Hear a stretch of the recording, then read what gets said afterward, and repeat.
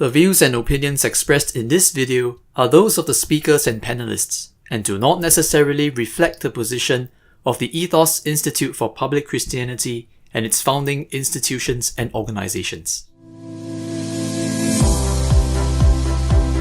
Is Jesus God? Migrant workers and human rights from a Christian perspective. Marriage and family. ISIS presents a much bigger threat. How do we integrate the Bible with our scientific understanding? Are you able to actually describe and articulate clearly your own sense of purpose in life?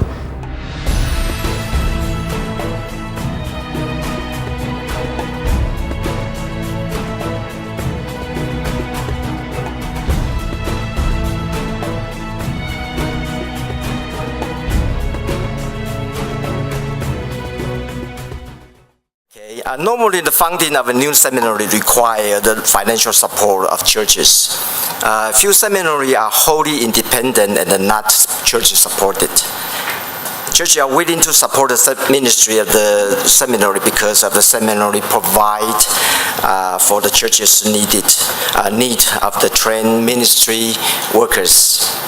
Yet this consideration of funding can subtly complicate the church-seminary relationship. Seminaries certainly have their place in the long history of the Christianity, but what is the relationship between the church and the seminary? How do the relationship with churches affect the operation of the seminary? Is there perhaps a more biblical perspective on this relationship? Through this series of related questions, I want to focus especially upon several relationship models and apply them to the Baptist churches of Singapore and the Baptist Theological Seminary, hereafter BTS, in order to see if such a discussion can shed light upon both church and the seminary. Perhaps such a discussion can even result in adjustment within that relationship. Models of the church-seminary relationship. Not many people have discussed models for relationship between the church and the seminary. I believe that among only a few studies on this subject, the most complete and satisfactory one is that by Dr. Liu Yongkang of the Chinese Coordination Center of World Evangelism. At the first World Chinese Theological Education Consultation in 2000, he delivered a paper entitled Theological Education for Churches, Mission Agencies, and the Christian Organization. Thus, the model I want to use here are those that he proposed, though in somewhat expanded and more developed form. Liu suggests six models for the relationship between the church and the seminary. The first one is the boss-employee relationship. Whatever the boss wants is what the employee has to do. That expresses the essence of this boss-employee relationship. Of course, we understand that the boss is the one who pays the money, and the employee is the one who receives the salary. The boss can require the employee to do whatever the boss wants, but the employee cannot require the boss to do things for him. This is an unequal relationship, the relationship of senior and the subordinate. When we apply this model to the relationship between the churches and the seminaries, we see the seminaries receive funding from churches, such as the churches are the boss and the seminary are the employee. Therefore, setting the seminary the direction and designing its curriculum require the guidance and the consent of the church. The most common incarnation of this form of relationship is the denominational seminary. And then the number of the board of directors represent the denomination's church and provide close supervision and administration. One should know, however, that denominational seminaries does not necessarily have to form this kind of relationship. I mean the boss-employee relationship with the denomination or its churches. They may also be a mixture of other kinds of relationship. The second one is customer-business relationship. This relationship overlaps somewhat with the previous one.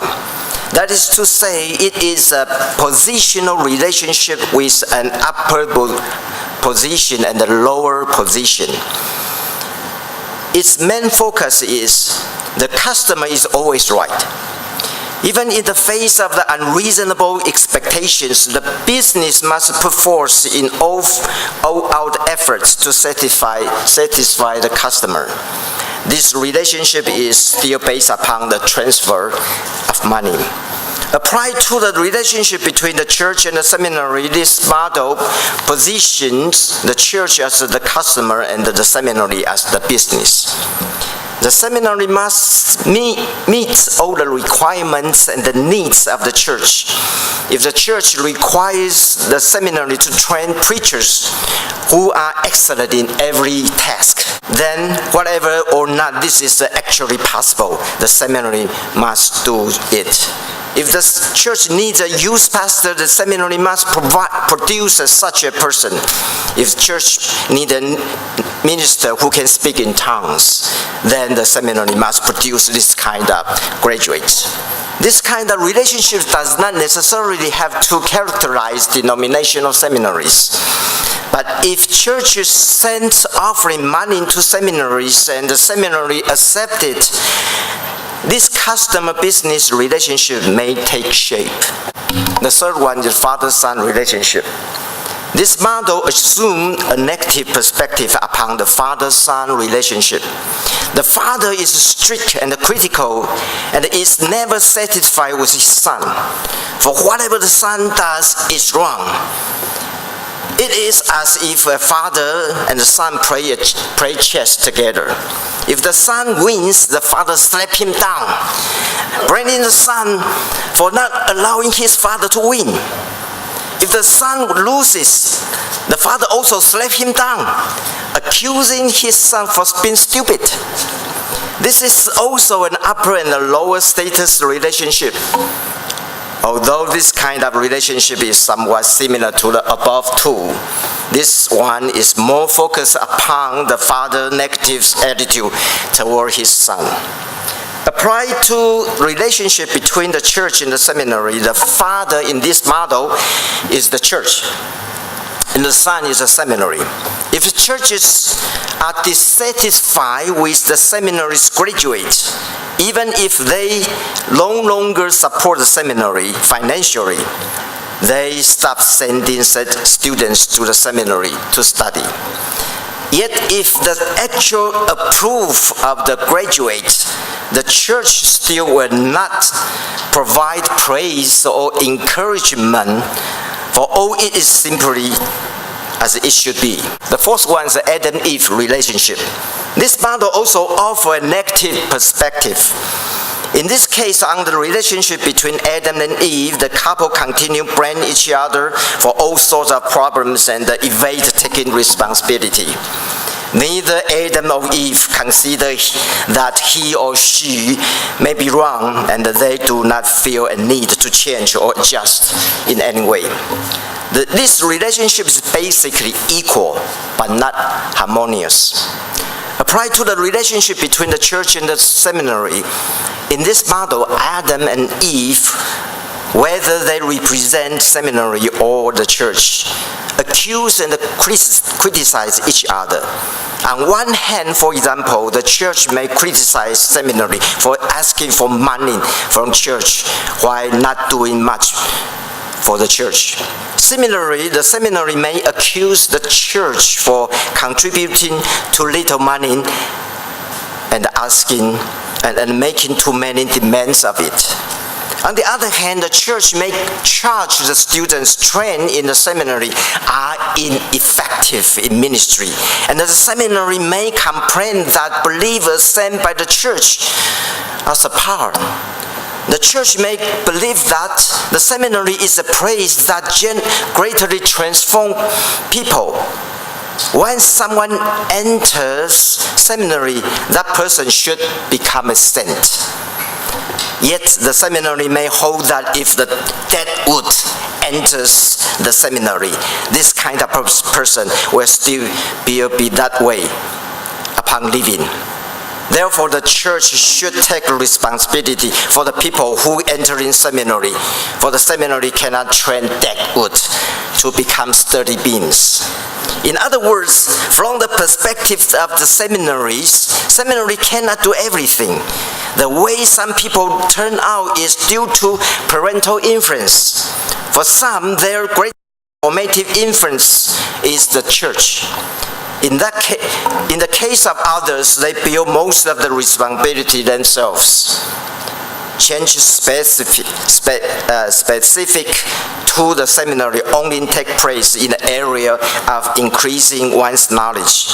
One's spiritual life and the ministry are outside the seminary's sphere of responsibility. Spiritual maturity and the ministry experience should be in place before entering seminary, for that is the work of the church, not the seminary. Seminaries cannot do everything. The fifth one is shareholder relationship. This model portrays two partners investing together in a certain cause. So both are in charge. They are co-owners and they share a common goal. The two partners live and die together, for they are in the same boat, striving for their common interest. This relationship is relatively equal rather than that of senior and subordinate. Thus, church and the seminary are partners. The church found seminary and view this as investing in the kingdom of God. The benefits the two accrue are held in common, and each influence the other. For example, when the church is thriving, contribution to the seminary will increase, and the number of the students entering seminary will likely increase out as well. As the number of the students increase, graduates will be able to enter the church to help move the church's numerous ministries forward. Therefore, the cooperative relationship between the two parties is very important. If the two sides do not mutually benefit, they will instead suffer loss together. The sixth one is restaurant co-worker relationship.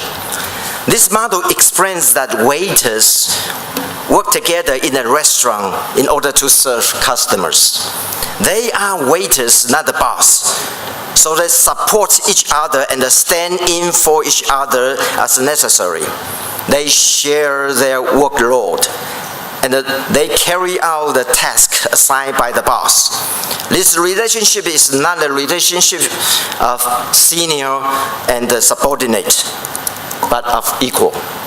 Applied to the relationship of church and the seminary, in this model, the church and the seminary are waiters at a restaurant.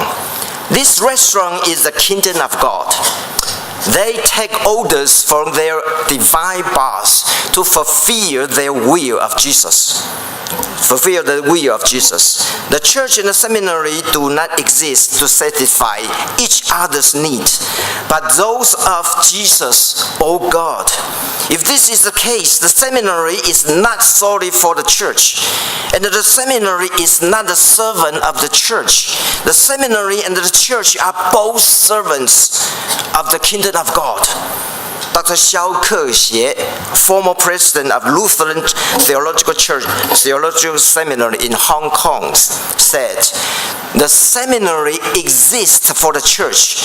Apart from the church, the seminary loses its meaning and value."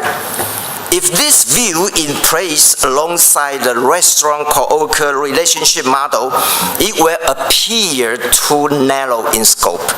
This is because seminaries do not actually exist merely to produce pastors for church. On the contrary, the seminary exists to meet the needs of many parts of the kingdom of God.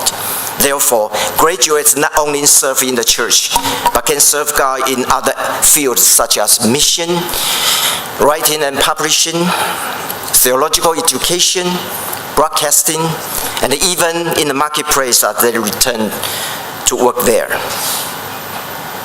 Evaluation. The first three relationships belong to the common type, and the later three belong to the yet another type.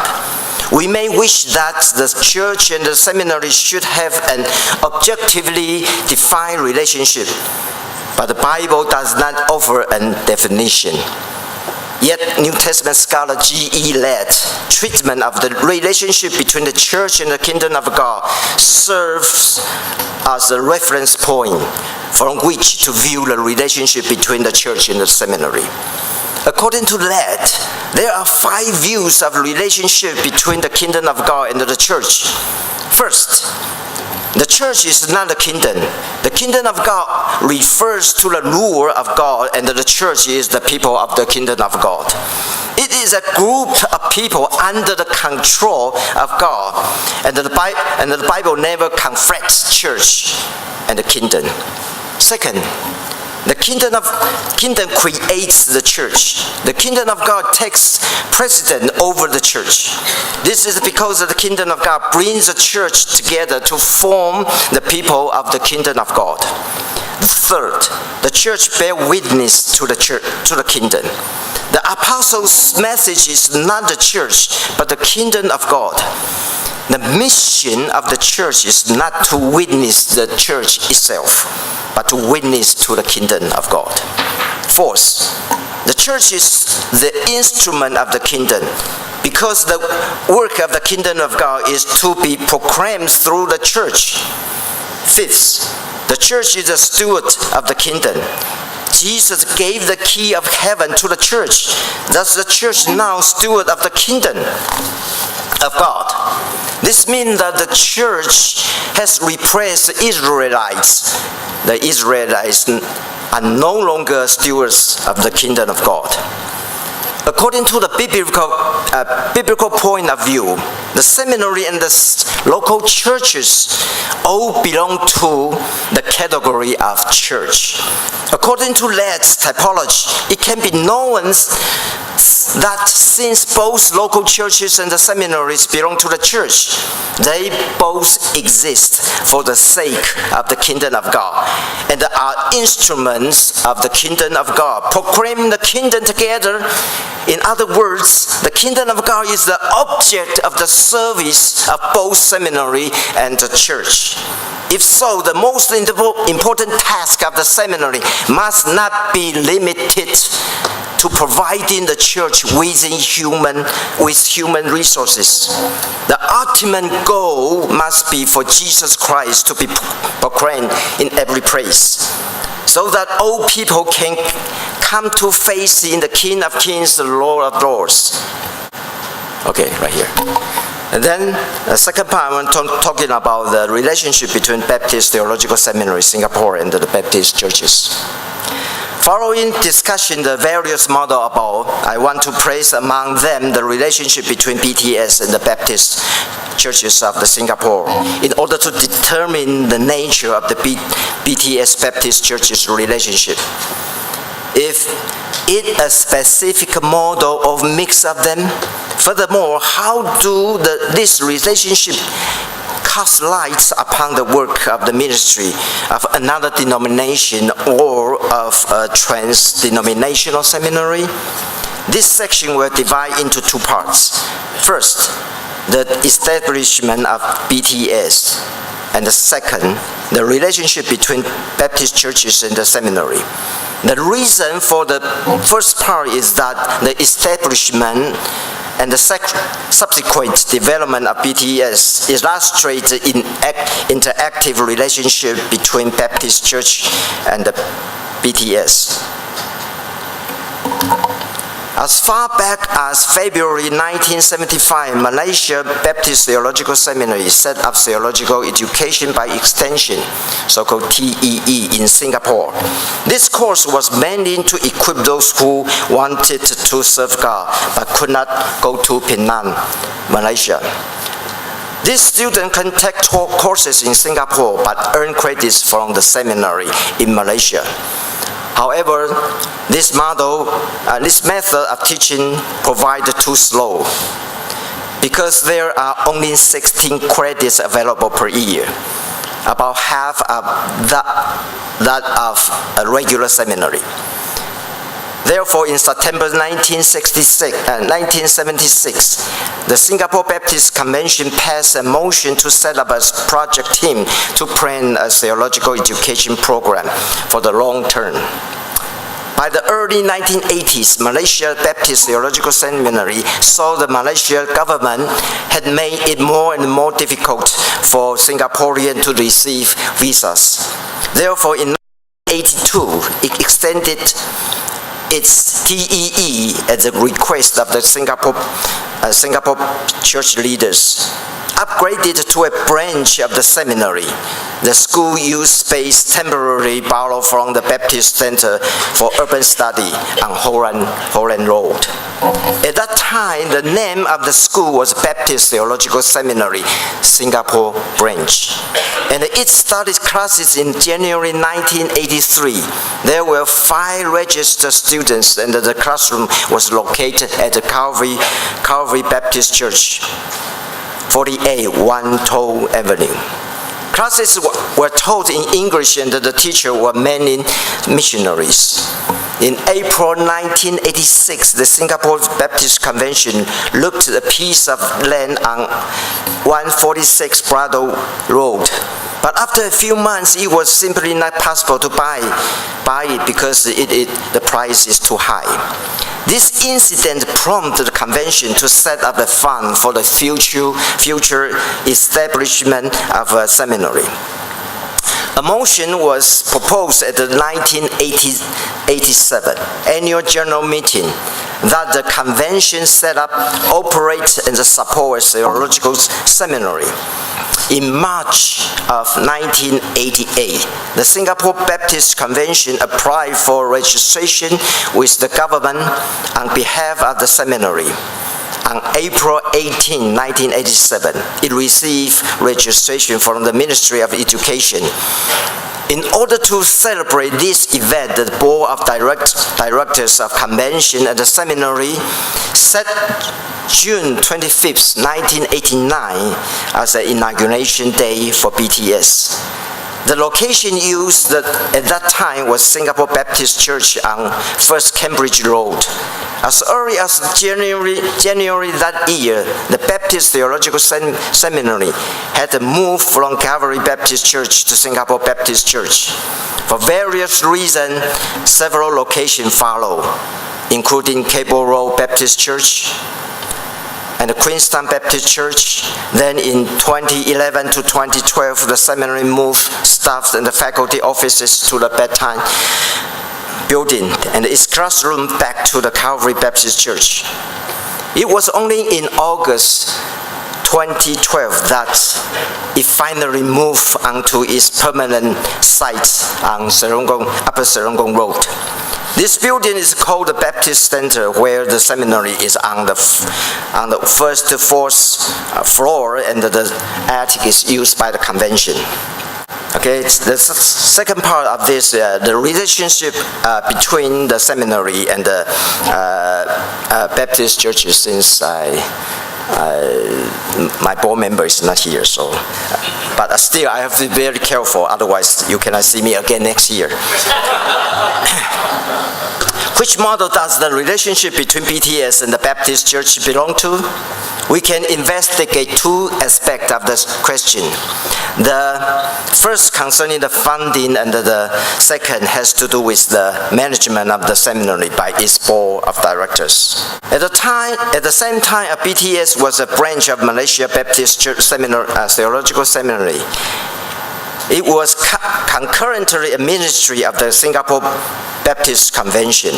Therefore, the annual budget of the Singapore branches was approved by convention. The convention encouraged churches to contribute to the Singapore branch as a designated project of the Singapore Baptist Convention. Thus, after the establishment of BTS as an entity of the independent of its mother seminary, Singapore Baptist churches continue to contribute to BTS. Yet, in the process of growth of Baptist churches in Singapore, some Baptist churches did not give thoroughly to BTS, but to other seminaries also. Some Baptist churches even give exclusively to other seminaries and not to BTS. Of course, all in accordance with the doctrine of autonomy of the local church. Each local church is free to contribute to BTS to the degree it sees fit. I want to present the data regarding past funding of BTS from Baptist churches in order to examine the relationship between seminary and the church. Since the data from father in the past was not being fully retained, I have only received information on funding from Baptist churches in the past 13 years, which is from 2006 to 2018. For the sake of convenience, I did not include a church established within this time frame. There are a total of 36 Singapore Baptist Convention Church. This excludes 2 already established churches that joined the convention this year. I will divide them into 5 groups of frequency of giving. 1, annual contribution. 2, high frequency contribution. 3, medium frequency contribution. 4, low frequency contribution. 5, no contribution. In the past 13 years, 10 churches give annually to support of BTS. 8 churches gave 9 to 12 times, that is high frequency. 8 churches gave 5 to 8 times, that is medium frequency. 6 churches gave 1 to 4 times, that's low frequency. 4 churches did not give to BTS during this period.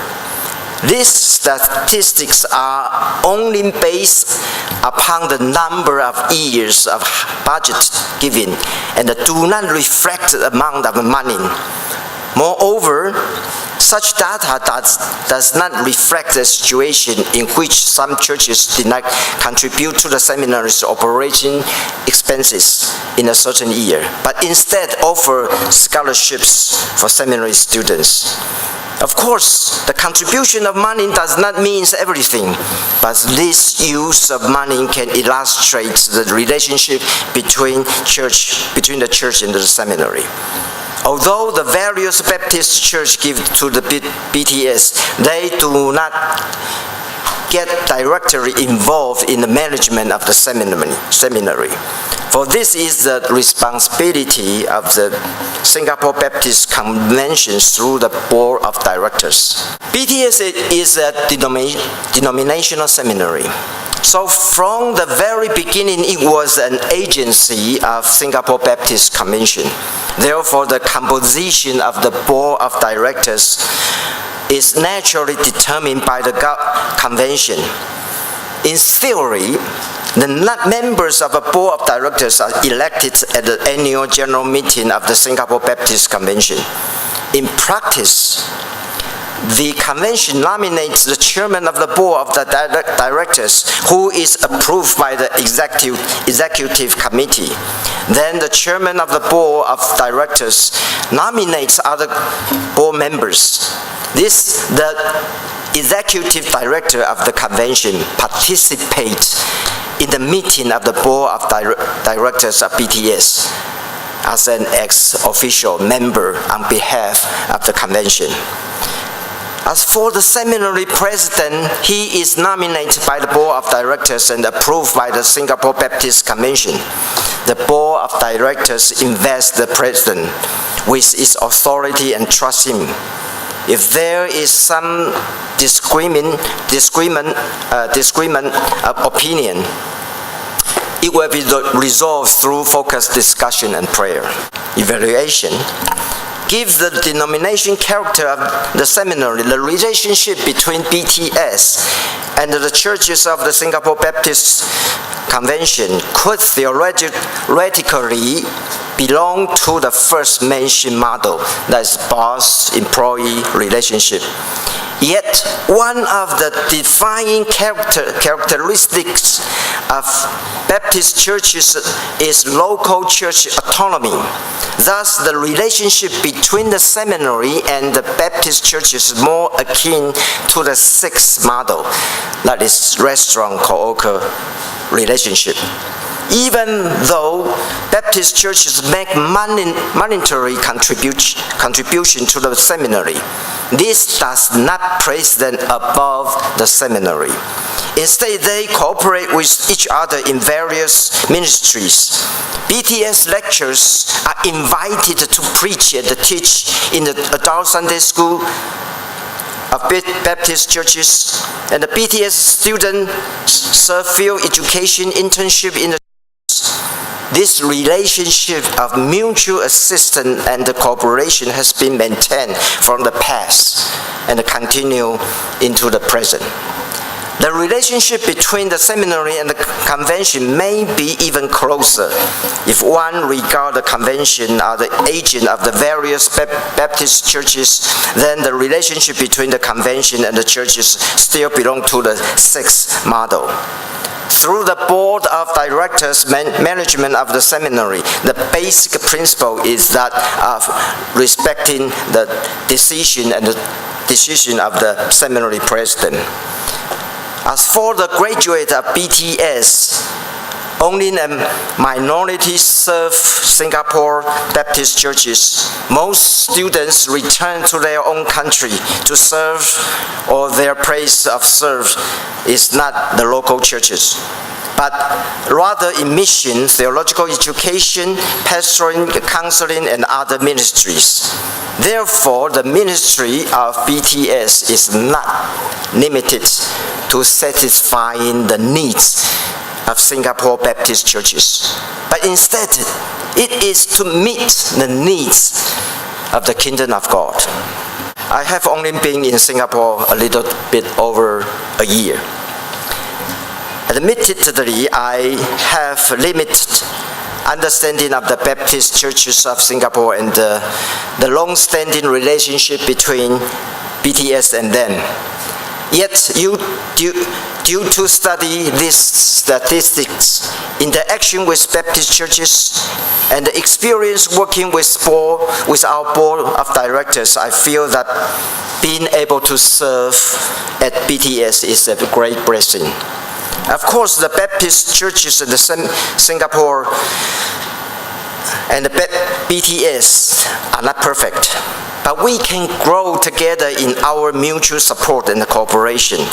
From the past to the present, theological education at BTS continue to advance, and it cannot be separated from the support of the Baptist churches.